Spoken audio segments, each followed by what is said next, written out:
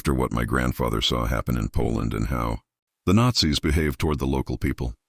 All the things he saw there, he decided to change the mission without permission from headquarters, because he had no communication, and they would not agree with him.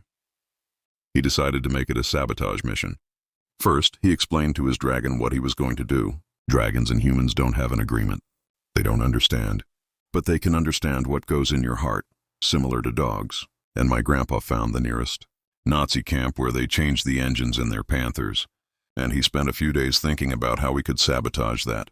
Because if he used the dragon, it was almost certain it would end with his death and the dragon's death.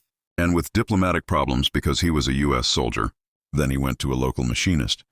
And the first thing they decided was a few screws that connected the engine to the tank. It was an easy mission. He went in the pitch dark, took a few screws with a red light flashlight. He wasn't detected, and he went to his Polish machinist. After he examined the screws, they thought and they decided, let's change the pitch. It was an M12 screw with pitch 1.25, and he decided to change it to 1.5. My grandpa asked him how it helped. I will explain. The Polish machinist said, look, when a tank has a problem with the engine, they don't fix the engine.